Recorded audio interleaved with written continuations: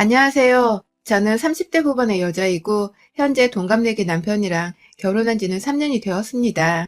남편은 프리랜서 직업이고 출퇴근을 따로 하지 않고 집에서 방 하나를 차지하고선 작업실 겸으로 쓰고 살고 있고요. 저는 회사를 다니고 있어서 매일 출퇴근을 하며 규칙적으로 돈을 벌어오고 있었는데 얼마 전 저희 친정엄마가 돌아가시면서 상황이 많이 달라졌습니다. 제 일상에 전에 없던 거센 물보라가 온 세상을 휘감은 듯 하나부터 열까지 모든 게 달라졌어요. 평생을 저와 함께 이날 이때껏 그랬던 것처럼 사이좋게 잘 지낼 줄로만 알았습니다. 어릴 적 말 안 듣고 싸운 것도 한때였고 대학 들어가면서 혼자 알바해서 돈 벌어오던 걸로 엄마한테 용돈 드리는 맛에 살았고 취직하고 나서는 1년치 월급 조금 들어다가 같이 세부여행도 갔었습니다. 어릴 적 고생해서 사셨던 엄마에 대한 보상이나 다름이 없었고, 어떻게든 그 보상을 자식이고 엄마가 전부를 할 수 있는 저희가 해야 한다 생각했기에 하나 있는 남동생이란 부모님만큼은 정말 각별하게 모셨어요. 그러다가 아버지가 저 취업하고 4년도 되지 않아서 심장질환으로 먼저 세상을 떠나셨고, 그 당시 엄마가 혼자가 되었음에 너무 힘들어하고 또 외로워하셔서 저희 남매가 얼마나 걱정을 했는지 모릅니다. 제가 또래 친구들에 비해서는 결혼이 많이 늦은 편이었는데요. 사실 여기에는 엄마의 존재가 원인이기도 했어요. 혼자서 조금만 내버려 두면 우울증이라도 걸린 사람 마냥 정신을 놓고 사시는 엄마를 돌봐드리고 좀 더 웃게 해드리고 싶어서 같이 엄마랑 결혼하고 출가한 남동생 없이 둘이서 살며 오순도순 참 정겹게도 지냈습니다. 딸내미랑 같이 단 둘이서만 친구처럼 사는 게 겨우 적응이 되셨는지 점차 상태가 나아지셨고 급기야 제 나이가 30이 훌쩍 넘어가면서부터는 먼저 빨리 결혼을 하라면서 떠나가라고 보채던 게 저희 어머니셨어요. 그래야 자식들을 다 키워놓은 것 같아서 속이 후련할 것 같다고 하면서 말이죠. 그런 엄마 말에 뒤늦게야 대학 동기들, 회사 동료들 소개를 주선받아 지금의 남편을 만나게 되었고 제 딴에는 엄마 때문에라도 결혼을 좀 늦지막히 하려 했는데 당시 시어머니께서 나이 많은 며느리 들어오는데 결혼을 안 서두른 이유가 뭐냐면서 저희 남편에게 저 들으라고 한번 큰 소리를 내신 적이 있어서 그때 처음으로 제 나이가 누군가에겐 전혀 환영받지 못할 수 있는 늙은 나이란 걸 눈치 보며 결혼을 서둘러 했습니다. 그런 소리를 시어머니로부터 들었으면 결혼을 하지 말고 엎었어야 하는 건데 저는 그마저도 저희 엄마가 마음 속상해하고 힘들어하실까 싶어 친정으로는 아무 말 전하지 않은 채 시모를 대신해 사과하는 남편만 용서하며 결혼을 했네요. 시모는 참 별나고 못된 인간이었습니다. 웬만하면 사람한테 천성이 타고나는 것이 있을 테니 못됐다고까지 말을 하지는 않으려 하는데 시모는 정말 앞뒤라도 씌인 여자 같았어요. 혼자 사는 저희 엄마의 상황을 뻔히 알면서 친하지도 않던 결혼 초 저희 집에 모여서 하신 말씀들은 정말 지금도 잊혀지지가 않습니다. 시아버지가 잠시 전화를 받는다고 방 안으로 들어가시고 저희 부부랑 시모 그리고 저희 엄마 넷이서만 남겨져 있던 그때에 사돈은 참 인생이 기구한 것 같아요. 나 같으면 절대로 남편 먼저 죽고서 혼자 못 살아요. 저 사람 없이 나 혼자 도대체 어찌 살아? 우리가 지금 얼마나 행복하게 살고 있는 줄 알아요? 저 사람은 저 나이가 되도록 여전히 내 손에 꽃 쥐어주는 거 그렇게나 좋아해요. 가끔은 앞치마 메고서 내 밥 차려준다고 부엌에 들어가 있는데 얼마나 가슴이 콩닥콩닥 하던지. 밥 차려주는 남편 둔 게 최고지 뭐. 라면서 남편 일은 저희 엄마 앞에서 인생이 기구하다며 시작을 하더니만 급기야 자기 남편 자랑을 막 내려놓는데 저 나이에 도대체 뭐하는 짓인가 싶더라고요. 그쯤 되니 주변에서 건강 문제로 힘들어하는 지인 하나쯤은 있을 터인데 배우자 잃은 사람의 슬픔 하나 배려를 못해주나 싶어서 저는 저대로 표정이 굳어졌고 남편은 남편대로 저와 엄마 눈치를 보면서 다른 주제의 얘기를 하겠다며 애꿎은 음식 얘기를 하고 있고 엄마는 그 상황에서 열심히 사돈비에 맞춰준다면서 끝까지 웃고만 계시더라고요. 아빠 돌아가시고 나서 누구보다 그리워하고 힘들어했던 저희 엄마였는데 시어머니의 그런 말씀을 듣고도 억지로 웃어 보이고 계신 모습에 저는 정말 천하의 죽일년이 된 것만 같았습니다. 도저히 엄마 앞에서 시모 때문에 고개를 제대로 들 수가 없었어요. 돌아가신 아빠의 빈자리를 굳이 대화 주제로 꺼내보면서 시모는 그 밖에도 저희 엄마가 하루는 위아래로 검정색 목폴라와 조금 짙은 청색의 긴 바지만 입으셨던 적이 있었는데 그런 엄마를 위아래로 훑어보자마자 누가 또 옆에서 돌아가셨어요? 주변에 죽어버리는 사람이 왜 이렇게 많은 거예요? 이러다 설마 나도 내일 죽었다고 장례 치르는 거 아니야? 라면서 장례식을 다녀온 것 같단 말을 웃으면서 신뢰를 무릅쓴 말을 뻔뻔히 뱉어내는데 와 정말 저는 그 말에 너무 충격을 받아서 어머니 무슨 말을 라며 제 말을 끝내지도 못했고 남편은 딴에 지 엄마 입 밖으로 나오는 말들이 무식하고 예의 없는 줄은 아는 건지 산 사람을 왜 죽는다고 표현해 라면서 그만하라고 떽떽거리면서 뭐라 하는데 진짜 저 입에서 언젠가 뭐가 터져도 단단히 터지겠구나 싶더라고요. 그랬던 시어머니를 저희 엄마는 늘상 나이 드신 분들이 원래 말은 함부로 잘한다. 옛날에는 배움이 짧았기 때문에 자라온 환경에 의해서 말하는 사고방식이 다를 수도 있는 거야. 젊은 네가 참아야지. 그래야 네 신랑이랑 더 오래도록 속 편히 잘 살 수 있는 거다. 그렇게 시댁을 이해해야 잘 살 수 있어. 라면서 이해를 하란 말을 하셨어요. 그래야 제가 좀 더 나은 결혼 생활을 지속할 수 있을 거라고 조언을 해주셨어요. 엄마도 시어머니랑 비슷한 나이셨고 분명 시모 입에서 나오는 남편 어쩌고 하는 소리들은 엄마도 너무 듣기 싫으셨을 텐데 제가 중간에서 걱정하는 것을 탐탁지 않아 하셨을 텐데도 저의 평탄한 가정생활을 위해서 이해하라고 먼저 타일러주기만 하시는 것이었어요. 저는 그걸 엄마의 딸이자 인생에서 가장 친한 친구였기에 누구보다 잘 알았고 그래서 엄마께 걱정을 끼쳐드리고 싶지 않아. 잘 알지. 내가 무조건 무시하고 참을게. 라면서 억지로 대수롭지 않은 척을 했네요. 그렇게 모녀가 서로 말을 함부로 하는 시어머니로부터 철저히 마음의 벽을 쌓으면서 앞에서 문제를 일으키지 않으려고 열심히 웃고 뒤에서는 서로가 상처를 받을까봐 걱정을 해가며 참 속 뒤집어질 정도로 답답하게 살았습니다. 엄마 속이 시원할 정도의 사이다 같은 한 방을 시모한테 먹을 만도 했는데 저는 참 바보같이도 결혼 생활을 잘 유지하는 것만이 엄마를 행복하게 해드리는 일이라 여기면서 감히 시모한테 대꾸를 해볼 생각을 못했었어요. 먼저 우리 다 같이 모여야지 이번 달에도 라면서 다 같이 모여서 밥 먹는 기회를 자주 가지보자 모임을 주도하는 시어머니 때문에 참 많이 서로 만날 일이 있었는데 그때마다 저나 남편 그리고 저희 엄마까지 늘 불편하고 뭔 일이 터질까봐 좌불안석이었습니다. 패싸움 나는 게 아니라 시모가 이번에는 또 어떤 말을 웃으면서 꺼내서 우리 속을 뒤집어 놓을까 싶어서 말이죠. 그러다가 저희 엄마가 돌아가셨어요. 가끔 속을 뒤집는 시모는 너무나 저희에게 익숙한 일상의 일부분이 되어버렸는지라 평소에 일하고 돈 벌며 살 때는 개의치 않았습니다. 그저 일하고 먹고 마시고 또 남편과 사랑을 나누다 엄마한테 안부 연락을 드리면서 그렇게 코로나가 터지고 나서는 더욱 각별하게 조심을 해가며 만남과 인사를 이어봤어요. 어디서부터 어떻게 말을 꺼내야 할지 모르겠지만 엄마가 갑자기 돌아가셨어요. 스스로 목숨을 끊으셨습니다. 하루 종일 연락이 되지 않아 문자조차 읽지를 않으셔서 혼자 사시는 엄마가 걱정된다며 제가 일부러 남동생한테 또 연락을 했고 남동생이 바빠서 퇴근이 늦을 것 같다는 말에 남편에게 다시 전화를 해서 엄마네 집에 가달라고 부탁을 했어요. 아무래도 혼자 사시는 분이시다 보니 자식인 제가 좀 유별나게 엄마를 챙겨야만 했습니다. 그런데 친정에 도착하고도 남을 남편이 퇴근하고 제가 친정에 가는 길이었음에도 연락이 안 되는 거예요. 저는 저대로 일 때문에 정신이 없이 핸드폰을 한참 보지를 못하다 문득 엄마 생각이나 핸드폰을 확인했더니 여전히 남편은 연락이 없고 뭔 일인가 싶어서 한참 기다리다 퇴근해서 집에 가던 도중 남편으로부터 엄마가 돌아가셨다는 연락을 받았어요. 남편도 너무 경황이 없어 정신없이 구급차를 부르고서 엄마를 이송시키고 나중에야 정신을 차리고서는 먼저 남동생을 불렀다며 이제서야 연락을 했다고 하더군요. 뭐에 홀린 듯이 병원을 찾고 엄마의 상태를 두 눈으로 확인하고 나서야 뒤늦게야 엄마가 정말로 돌아가셨다는 충격과 아픔이 올라오기 시작했습니다. 단순히 울고불고 하는 문제가 아니라 죽을 것 같이 가슴이 아파와 숨이 멎겠더라고요.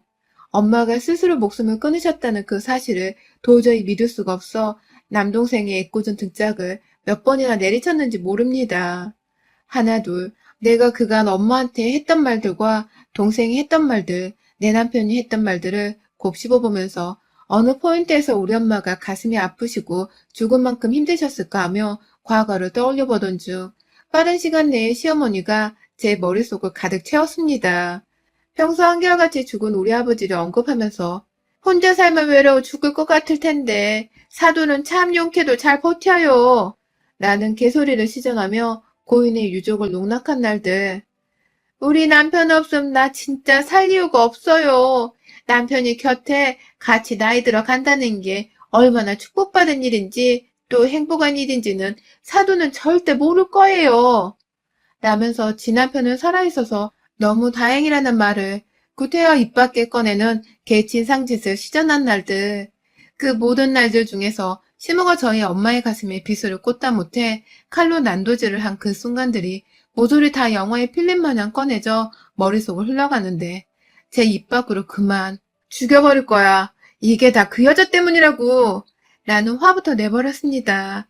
옆에서 남편과 남동생이 누구를 지칭하는지를 단번에 알겠었는지 참어 지금은 어머님 장례를 잘 치러드리는 게 우선이야.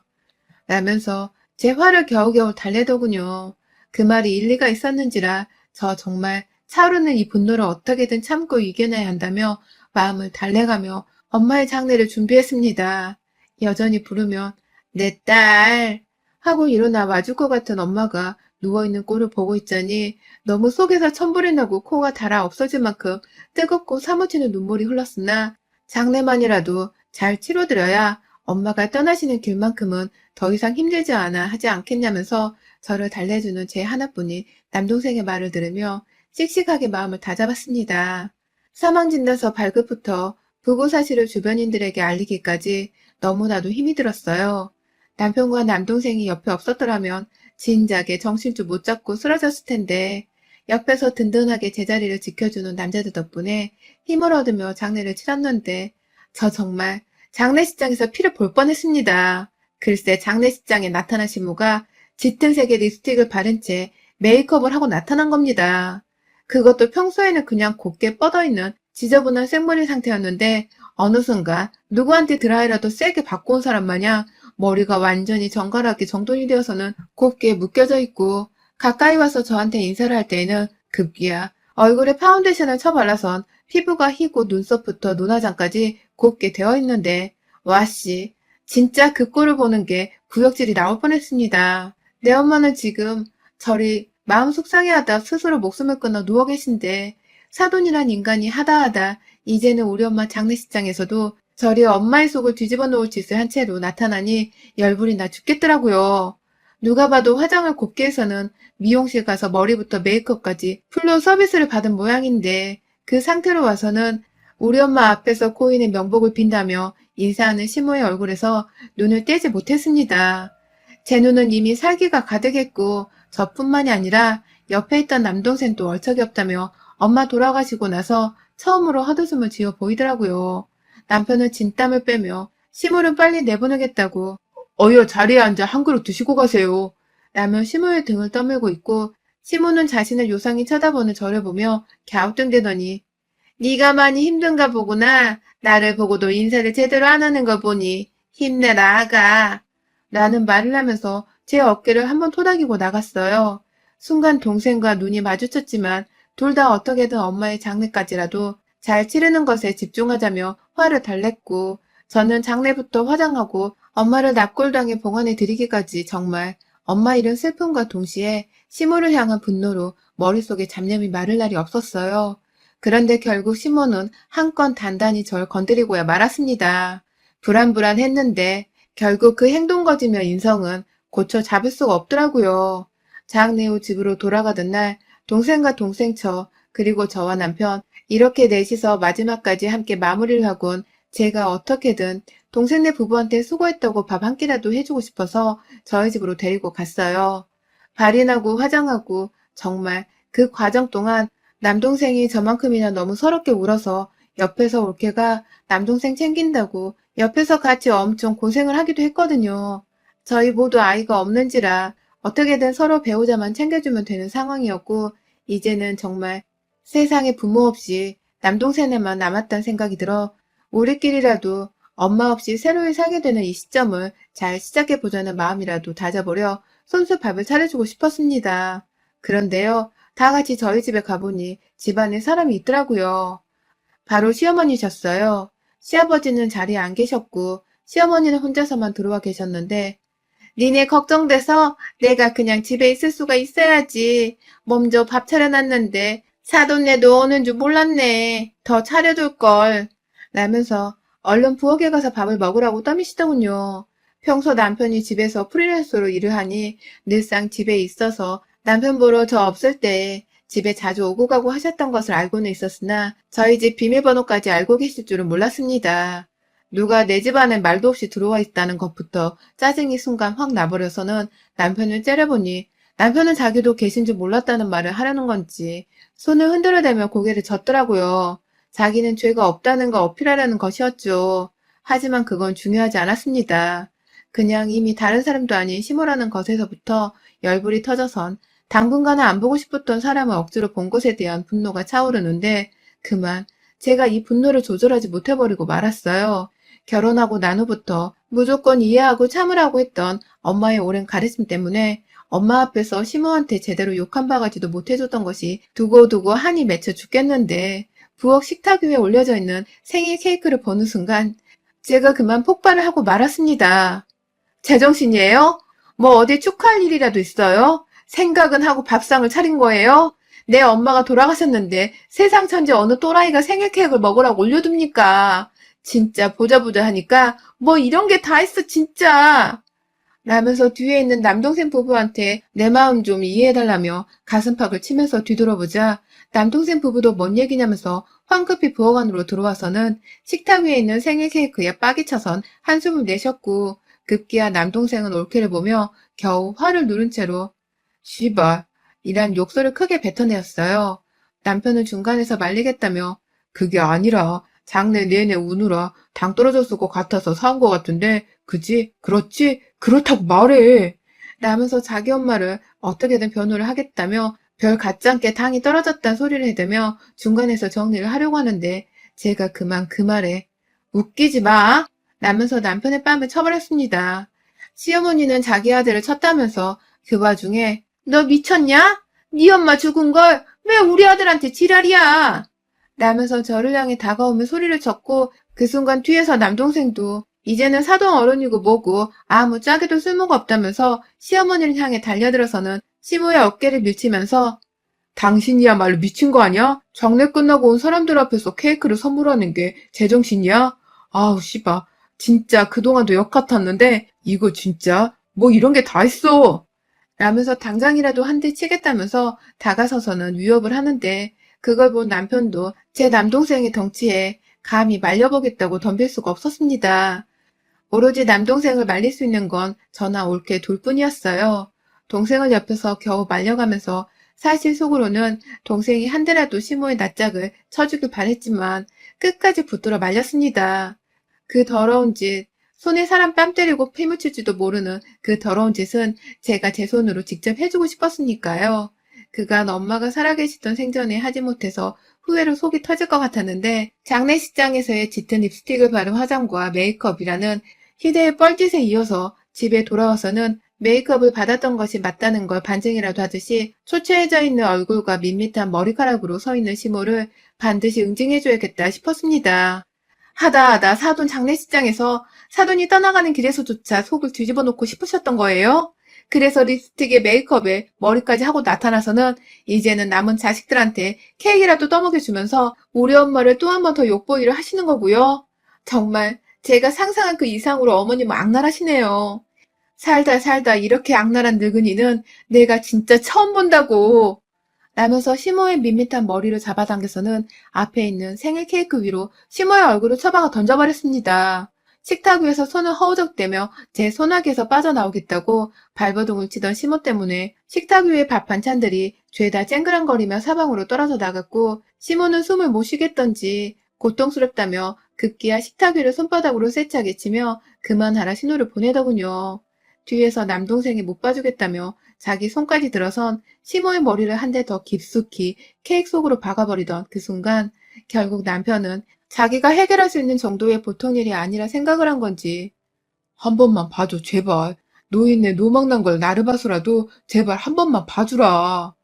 라면서 저희 남매 앞에서 무릎을 꿇었어요. 하지만 저희 남매와 올케는 그간 시모의 악랄한 행동에 대해서는 들은 것도 있고 아는 것도 있고 직접 본 것도 있어서인지 절대로 멈출 수가 없었고 저는 시모의 고개를 그대로 들쳐 올리자마자 얼굴을 씻길 생각도 안 하고 시모의 구렛나루를 세게 잡아당겨서는 그대로 저희 집 현관문을 열고 노인네의 옆구리를 발로 뻥 차버리며 집 밖으로 내쫓았습니다.